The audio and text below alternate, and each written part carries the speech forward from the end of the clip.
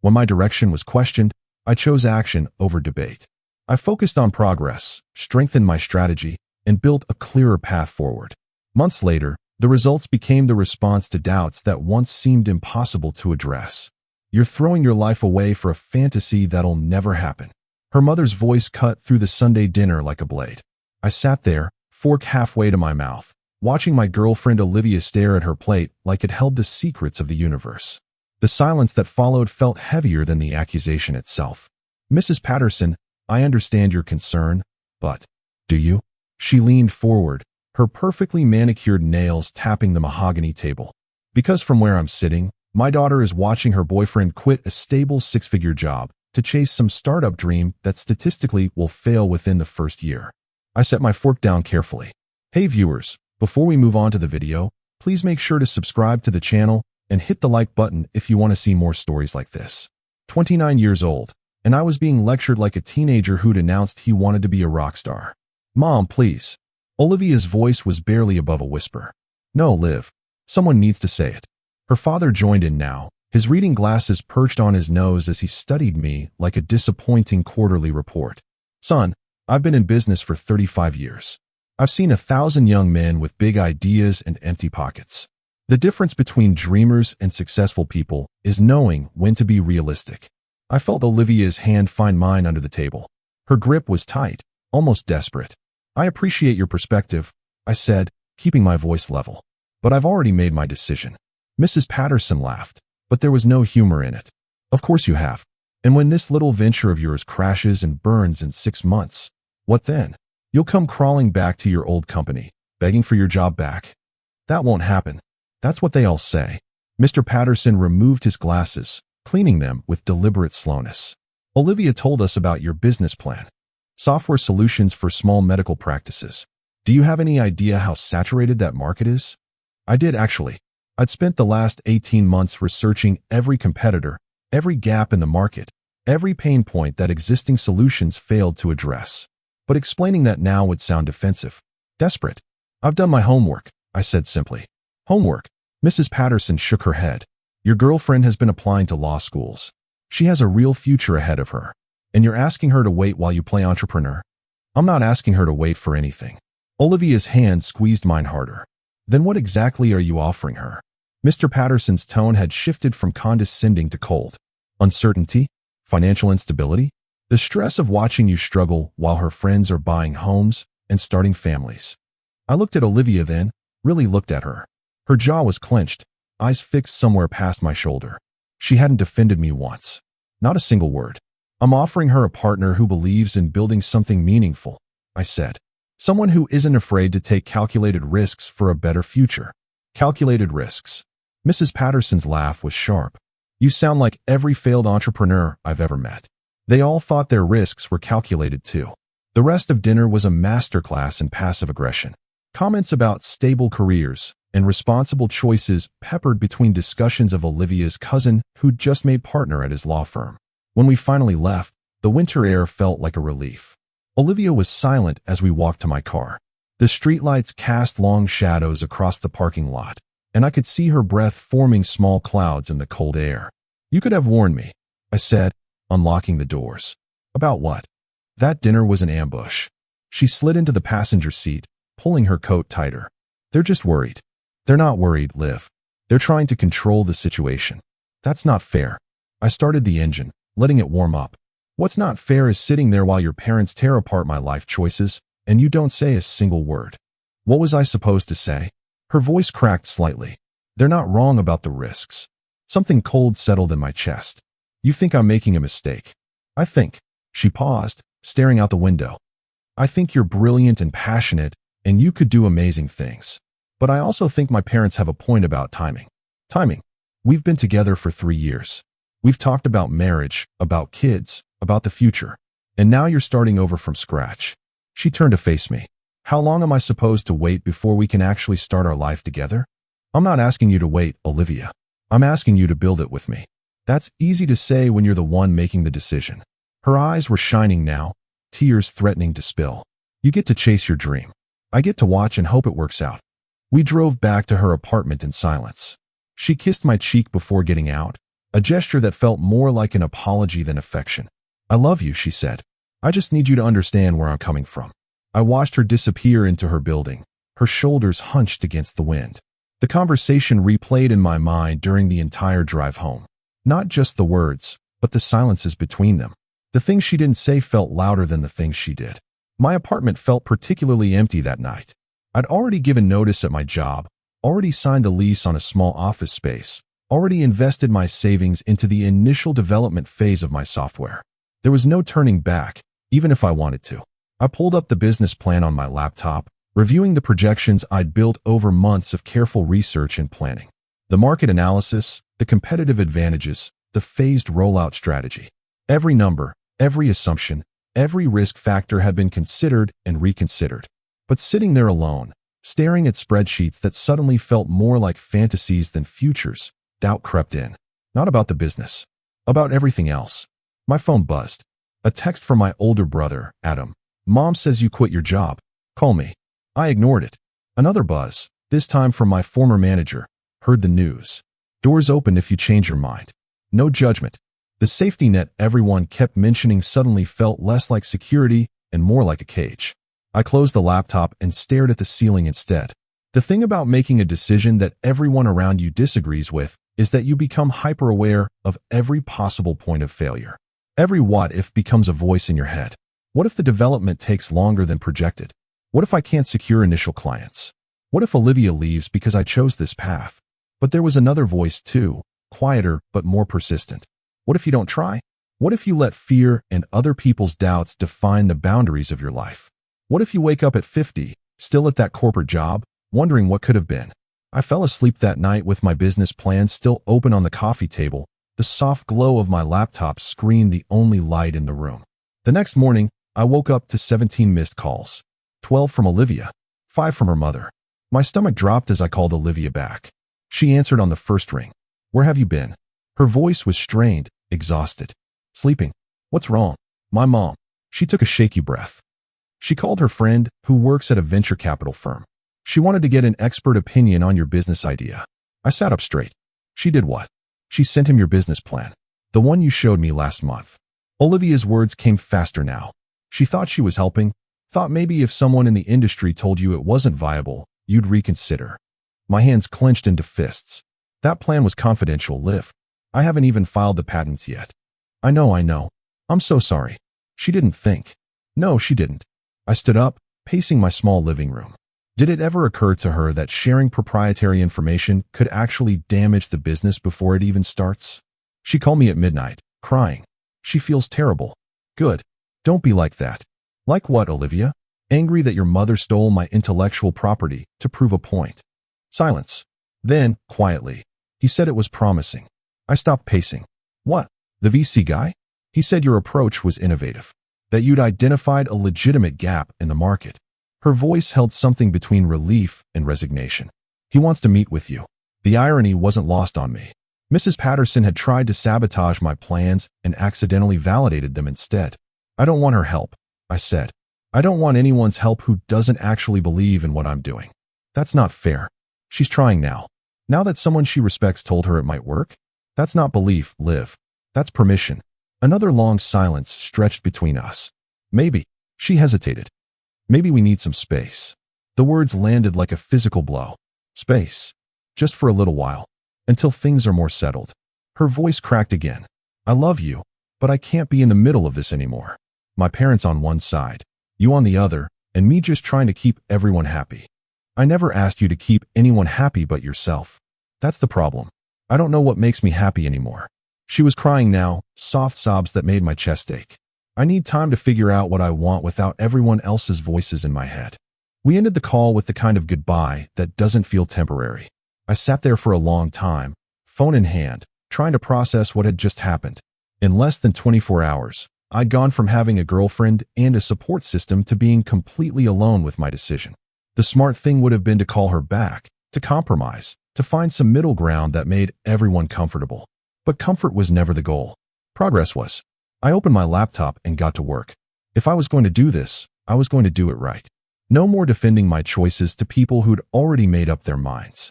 No more explaining or justifying or seeking approval. Just execution. The first week was the hardest.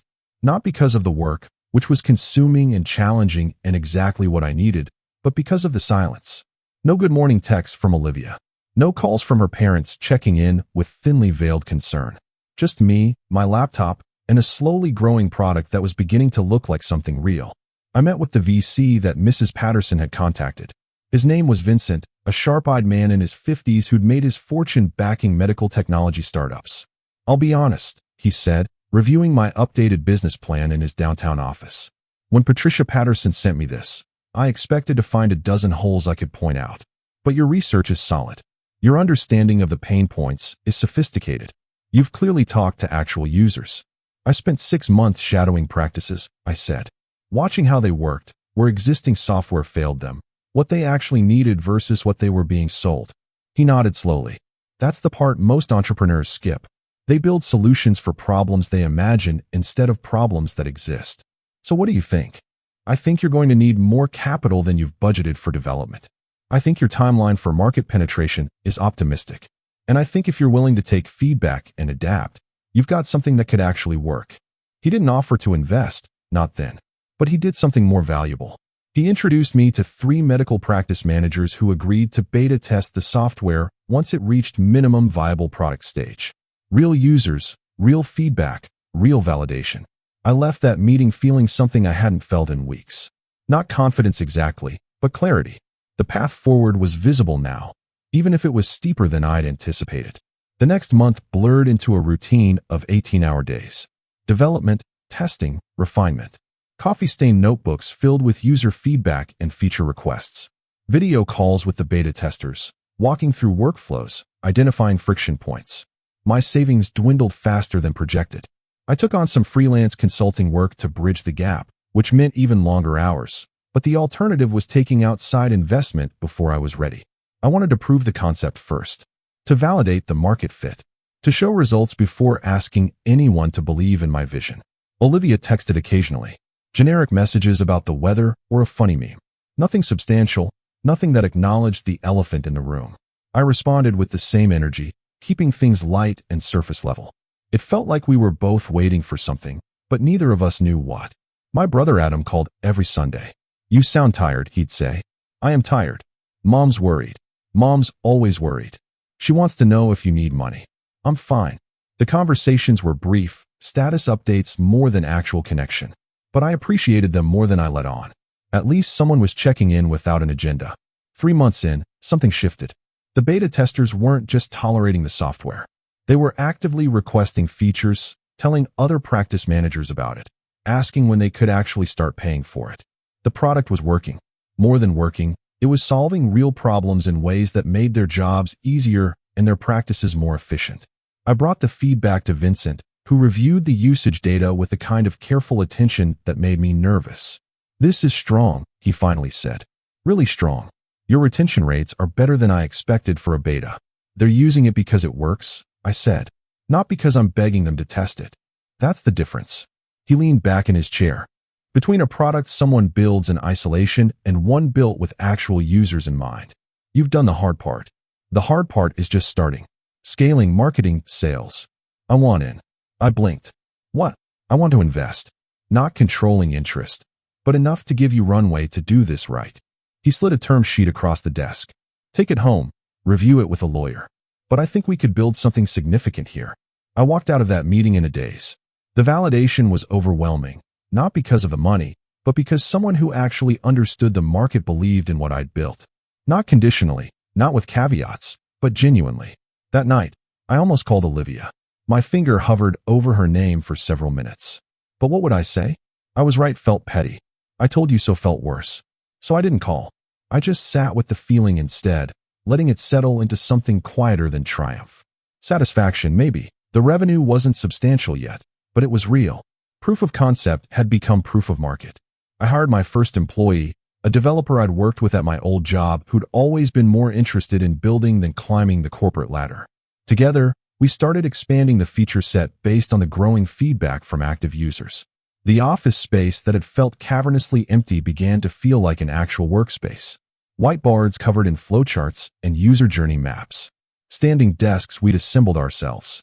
a coffee maker that ran almost continuously. It was scrappy and exhausting, and exactly what I'd imagined when I first decided to take the leap. My phone rang on a Tuesday afternoon. Mrs. Patterson's name appeared on the screen. I stared at it for 3 rings before answering. "Hello. I owe you an apology." Her voice was different than I remembered, smaller somehow. A real one, not the performative kind I gave through Olivia.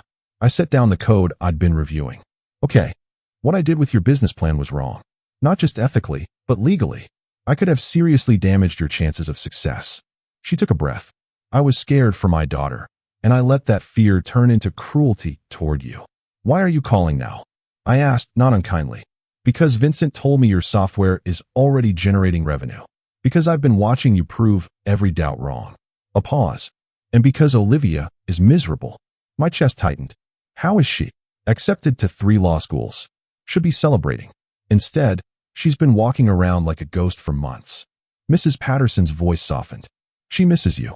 She's too stubborn to admit she was wrong, but she misses you." "Did she ask you to call?" "She'd kill me if she knew I was calling." A sad laugh. "But I'm her mother. I know when my daughter is making a mistake, and I know when I've encouraged that mistake. What do you want me to do with that information?" "Whatever you think is right. I just wanted you to know that not everyone in her family thinks you made the wrong choice." She hesitated. "For what it's worth, I'm proud of you. What you've built, how you've handled everything. You have more integrity than I gave you credit for." We ended the call with a tentative truce, if not quite forgiveness. But her words stayed with me. Olivia was miserable. Part of me felt vindicated by that, which I wasn't proud of. Another part just felt sad. 3 years of building a relationship, gone because we couldn't navigate one major disagreement. Because I chose progress over comfort, and she chose certainty over risk. Or maybe it was more complicated than that. Maybe she was caught between the life she'd planned and the life that was actually unfolding. Maybe I'd been so focused on proving everyone wrong that I'd stopped considering whether being right was worth losing her. The thoughts spiraled as I tried to sleep that night, staring at the same ceiling that had witnessed so many similar spirals over the past 4 months. I didn't call her. Not that night, not the next day. I wasn't avoiding her exactly, but I wasn't ready to have that conversation without knowing what I wanted to say. The 5th month brought unexpected media attention. A healthcare technology blog published an article about emerging software solutions, and my company was featured prominently.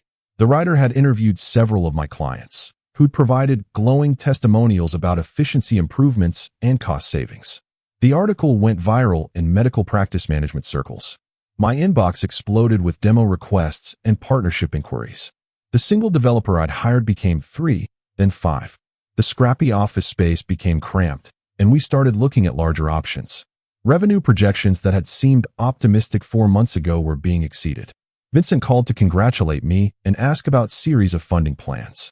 Everything was moving fast, almost too fast to process. My brother texted, "Saw the article." Mom crying happy tears. Dad too, though he won't admit it. "Proud of you." Friends from my old job reached out, some curious, some congratulatory, a few asking if I was hiring. The validation felt different now. Not defensive or bitter, but earned. I'd done the work, taken the risk, pushed through the doubt. This was what success felt like when you built it yourself. But in quiet moments, when the office was empty and the congratulatory messages had been answered, I still thought about Olivia. About how she'd squeezed my hand under the table at that dinner. About how her voice cracked when she said she needed space. About how Mrs. Patterson said she was miserable. Success felt hollow when I had no one to share it with who understood what it had cost. The investors, the employees, the clients. They saw the outcome, not the journey. They didn't know about the nights of doubt, or the sacrifices made, or the relationships strained. Olivia knew. She'd been there for the decision, even if she'd left before the resolution. I found myself walking past her apartment one evening after a particularly long day at the office. Not intentionally, or maybe completely intentionally. The lights were on in her window, and I could see her shadow moving behind the curtains. My phone was in my hand before I realized what I was doing. Then I stopped. What would I say? I succeeded, come back? That wasn't what I wanted. I didn't want her to come back because I'd proven everyone wrong. I wanted her to have believed in me even when success seemed impossible. I wanted a partner who chose to build with me, not one who waited to see if the building was successful first. The realization settled over me like a weight. I loved Olivia. But maybe love wasn't enough when your fundamental approach to life diverged. She needed certainty before taking risks. I needed to take risks to find certainty. Neither approach was wrong, but they weren't compatible. Not in the way that mattered for a life built together. I put my phone away and kept walking. The 6th month brought Olivia back. Not directly, but through a mutual friend's wedding where we were both invited.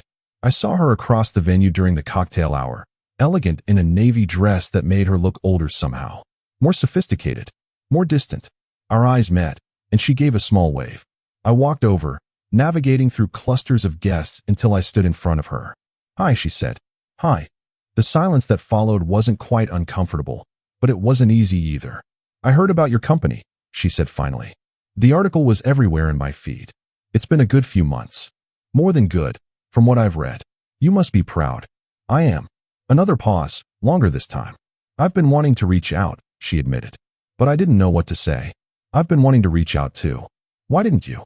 I considered the question, really considered it. "Because I needed to know if you wanted to talk to me because you missed me, or because I'd finally proved your parents wrong." She flinched slightly. "That's harsh." "Maybe, but it's honest." "I missed you," she said softly. "Every day? It didn't matter what was happening with your company. I just missed you. But you stayed away. Because you were right." Her eyes filled with tears. "That night in the car, when you said I was waiting and hoping instead of building with you. You were right. And I didn't know how to face that." A photographer swept past us, capturing candid moments of the pre-ceremony mingling. We stepped aside, finding a quieter corner near the windows. "I've been accepted to law school," Olivia continued. "Columbia. It's what I've wanted since I was 16. "That's incredible. Congratulations." "Thank you." She twisted her hands together. "Classes start in 2 months. And I keep thinking about what you said about building a life together versus waiting for one to start." "Live." "I'm scared," she interrupted. "I'm scared of being like my parents, so focused on security that I miss out on actually living. But I'm also scared of taking risks and losing everything." She looked at me directly now. "How did you do it? How did you make that leap without knowing if it would work?" I thought about all the glib answers I could give. The ones about believing in yourself or calculated risks or market research. But she deserved the truth. "I was terrified," I said. "Every single day? Sometimes every single hour. But I was more terrified of looking back in 20 years and wondering what if. What if I'm not built like that?" Her voice was small. "What if I need more certainty than you do?"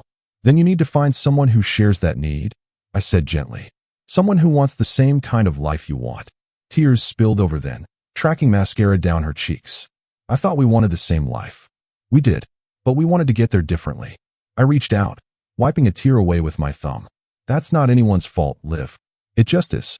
"So this is really over?" The question hung between us like smoke. 6 months ago, I would have fought harder, tried to convince her we could make it work. But 6 months of building something from nothing had taught me that forced compatibility only leads to resentment. "I think it has to be," I said. "I love you. I probably always will. But we're on different paths now." She nodded, crying harder but also seeming relieved somehow. Like she'd been waiting for permission to acknowledge what we both already knew. "I'm sorry," she whispered, "for not defending you at that dinner. For choosing my parents' fears over your dreams.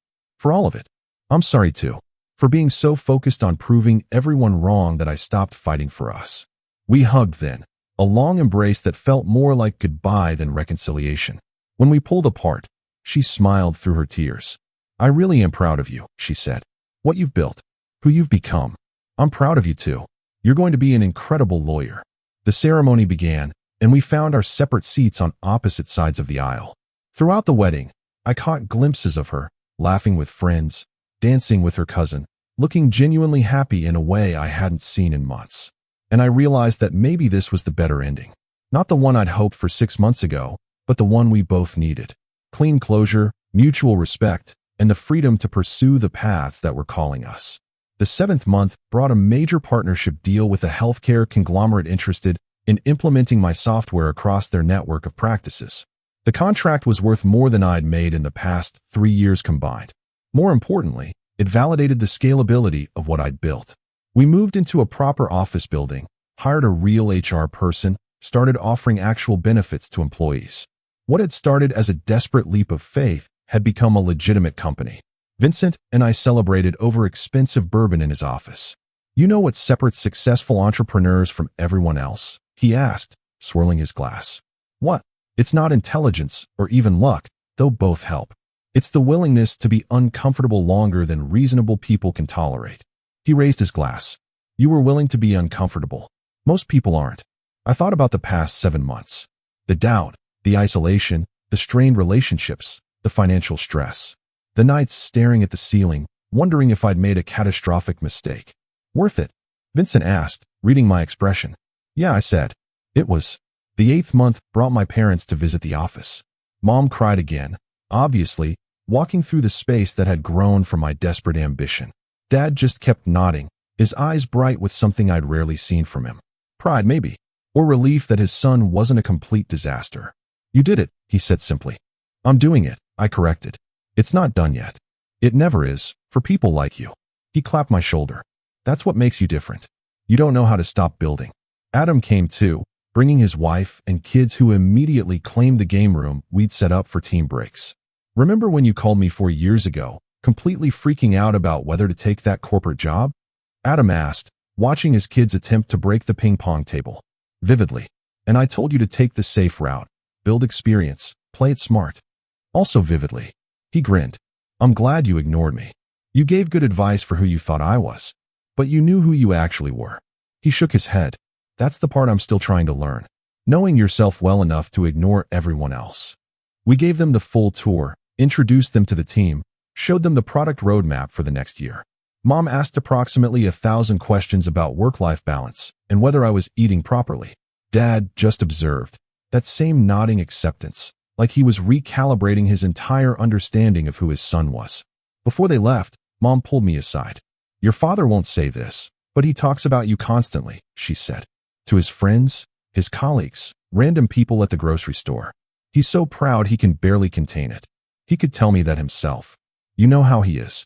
Emotions make him uncomfortable. She squeezed my arm. But I'm telling you now, so you know. Every doubt he had, every concern, it was fear, not lack of faith. He was scared for you, not disappointed in you. I hugged her, feeling something unodd in my chest that had been tight for months. The 9th month brought Olivia back one last time. She texted, coffee? No agenda, just want to catch up. We met at the cafe where we'd had our first date, which felt both nostalgic and strange. She looked good, relaxed in a way I hadn't seen in a year. Law school is kicking my ass, she said, wrapping her hands around her mug. But in a good way. I love it. I'm glad. Met someone, she added, casual but watching my reaction. Nothing serious yet, but he's nice. Stable. Wants all the same boring things I want. That's great, Liv. Really. And I meant it. The pang of jealousy I expected didn't come, replaced instead by genuine happiness for her. What about you? She asked. Seeing anyone? Haven't had time. The company's consuming everything right now. But you're happy? I considered the question. Happy felt like the wrong word, too simple for the complex satisfaction I felt. I'm fulfilled, I said. Most days.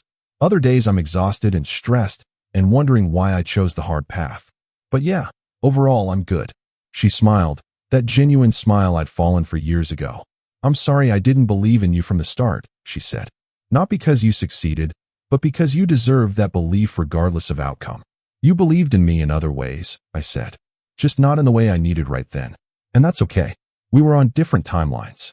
Different everything. She sighed. But I'm glad you didn't listen to me. Or my parents.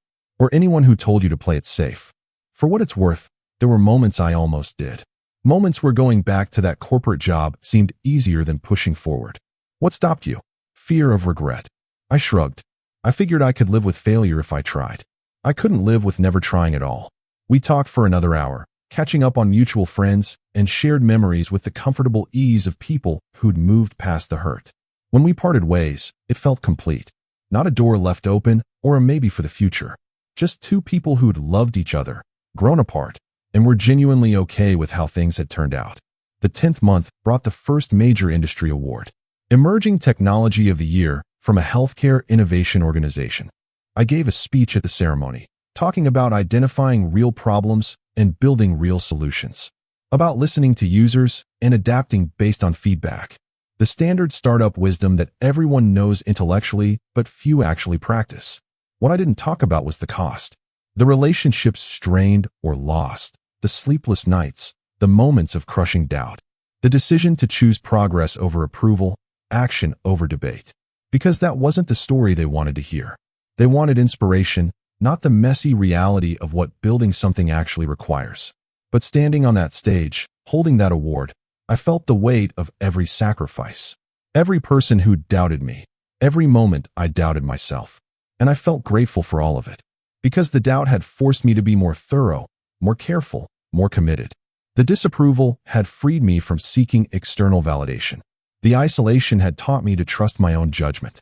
The 11th month brought a profile in a major business magazine. The interview was extensive, covering the origin story, the pivot points, the lessons learned. The journalist was particularly interested in the personal cost.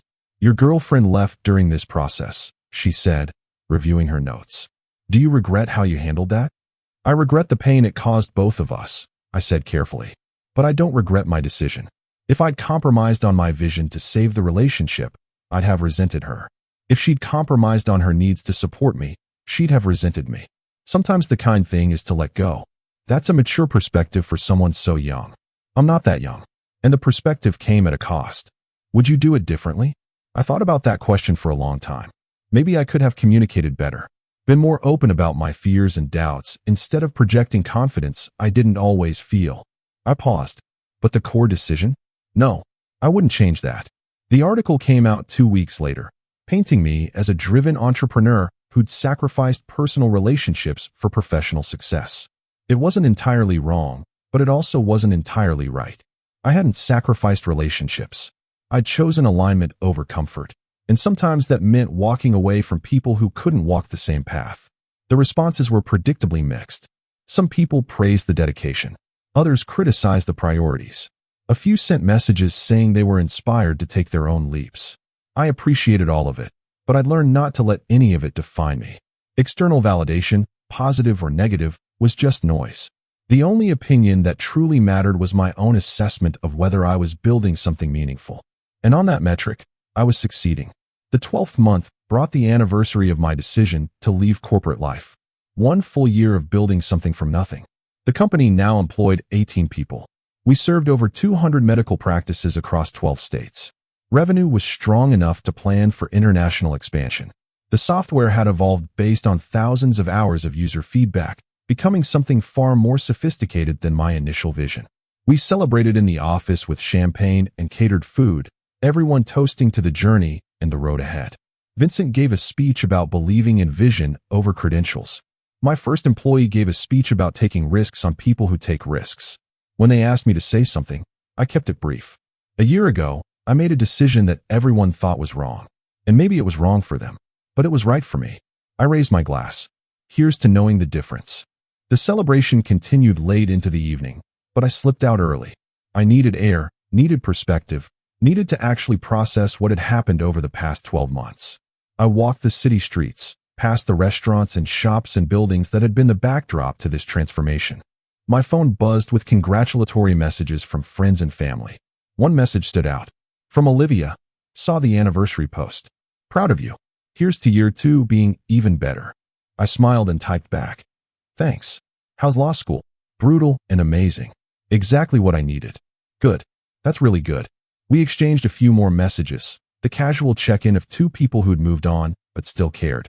Then I pocketed my phone and just walked. No destination, no agenda. Just movement through a city that felt different than it had a year ago. Or maybe I was different, and the city had stayed the same. When my direction was questioned, I chose action over debate. I didn't waste energy defending my choices to people who'd already decided I was wrong. I focused on progress, strengthened my strategy, built a clearer path forward. And months later, the results became the response to doubts that once seemed impossible to address. Not because I needed to prove anyone wrong, but because I needed to prove to myself that I could build something meaningful on my own terms. The business would continue to evolve, face new challenges, require new solutions. Relationships would come and go, some lasting, others teaching lessons before moving on. But the core truth I discovered over the past 12 months remained constant. The only approval that truly matters is the one you give yourself. Everything else is just context. I stopped at a bridge overlooking the river, watching the lights reflect off the dark water. The city hummed with life around me, thousands of people pursuing their own versions of success and happiness and meaning. Some playing it safe, others taking leaps. All of us just trying to navigate the narrow space between who we are and who we want to become. My phone buzzed one more time. A message from Vincent. Board meeting next week. Need to discuss Series A and expansion plans. You ready? I smiled and typed back. Always. Because ready or not, I'd learned to trust the process. To embrace discomfort as growth. To choose progress over permission. The journey wasn't over. In many ways, it was just beginning. But for the first time in a long time, I wasn't looking back. Only forward. Toward whatever came next.